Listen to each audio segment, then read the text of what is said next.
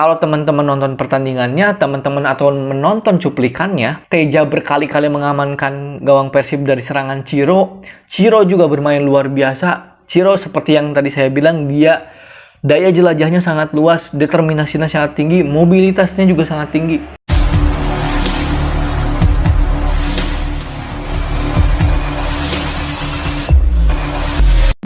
Halo semuanya, kembali lagi bersama saya di Ulasan Bola. Di channel ini saya akan mengulas apapun tentang sepak bola.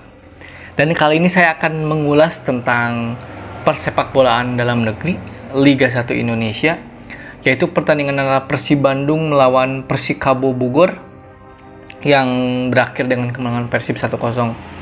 Pertandingan ini ramai diperbincangkan oleh netizen, khususnya para bobotoh, khususnya untuk para supporter Persib yang ada dimanapun, karena sebelum pertandingan kita dikagetkan dengan berita bahwa 9 pemain Persib terkena COVID-19. Dan sebelum pertandingan, manajemen Persib memutuskan untuk merahasiakan para pemain siapa saja itu yang terkena COVID. Mungkin mereka ingin merahasiakan identitas karena terkait dengan strategi, agar mungkin lawan tidak dapat membaca ya.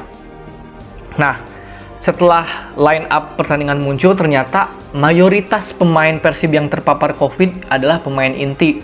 Sebut saja seperti Mark Klok, Nick Kuipers, David Da Silva, Bruno, bahkan pemain-pemain seperti Ezra Walian, dan total 9 pemain lah, Supardi, Deddy Kusnandar, termasuk Febri Haryadi juga. Nah, lalu orang bertanya-tanya kan, siapa yang akan menjadi starter? Di luar dugaan memang banyak sekali pemain-pemain yang jarang mendapatkan kesempatan bermain. Contoh, di bek tengah ada Kakang Rudianto ini belum pernah sama sekali bermain di Liga 1. Jadi adalah pertandingan pertama debut langsung menjadi starter. Dia bahu-membahu bersama Ahmad Zuprianto di lini belakang. Kemudian di lini sisi kiri, di pertahanan sisi kiri, Ardi Idrus bermain. Di kanan ada Hen. Nah, ini yang menarik, di tengah ada Abdul Aziz dengan Rashid. Kemudian playmaker Beckham. Nah, ini di depan juga menarik. Freds Butuan, Erwin Nur Ramdhani, dan Vizcara bermain sebagai false nine. Jadi secara kekuatan ini bukan kekuatan yang terbaik, tapi ini juga menjadi pelecut semangat bagi para pemain yang jarang mendapatkan kesempatan untuk membuktikan bahwa mereka layak diberikan kesempatan bermain gitu. Nah, seperti yang kita duga, tentu saja karena kekuatan Persib ini pincang, kedua tim sih bermain relatif seimbang ya. Persikabo dan Persib relatif seimbang, dan di babak pertama cenderung agak monoton. Jelas sekali Persikabo sangat mengandalkan Ciro Alpes. Dia menjadi motor serangan, dia menjadi pengumpan, dan dia juga yang menjadi eksekutor bagi peluang-peluang Persikabo. Sementara di Persib mereka lebih mengandalkan serangan balik. Mereka juga beberapa kali mendapatkan peluang, terutama melalui Beckham Putra, Freds Butuan. Nah, dan di pertandingan kali ini Freds Butuan bermain sangat bagus. Dia seperti mengobrak-abrik pertahanan Persikabo ya.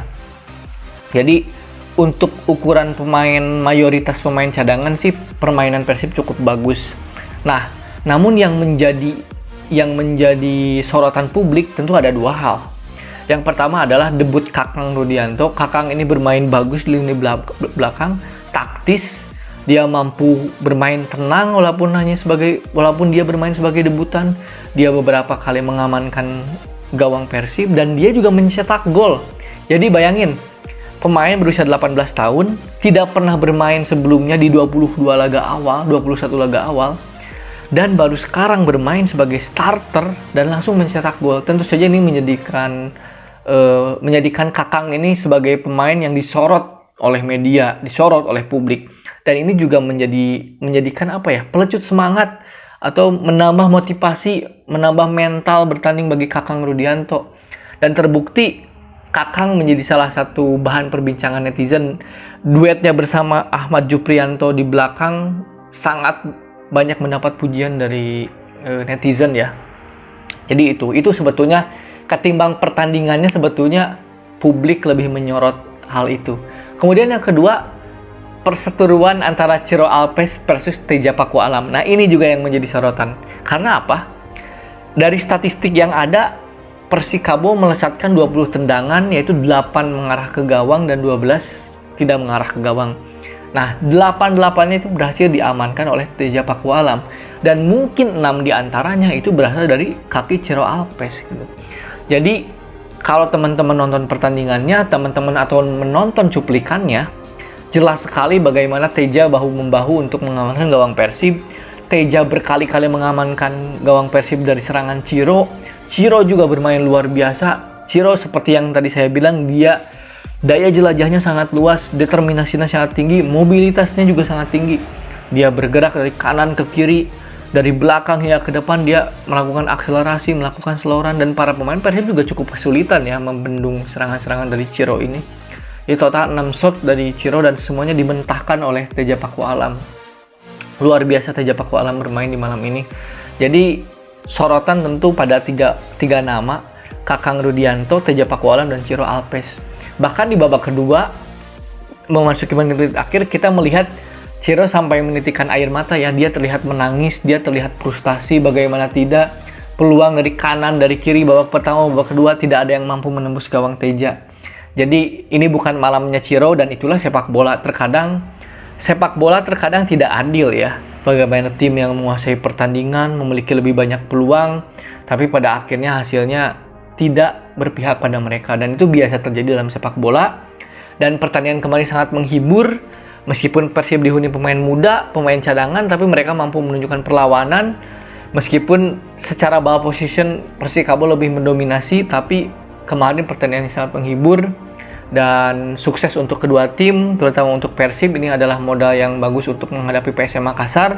Dan kabarnya menghadapi PSM Makassar juga belum bisa diperkuat oleh para pemain yang terkena COVID. Mungkin itu dulu dari saya. Tetap jaga lisan, tetap jaga jarinya di sosial media.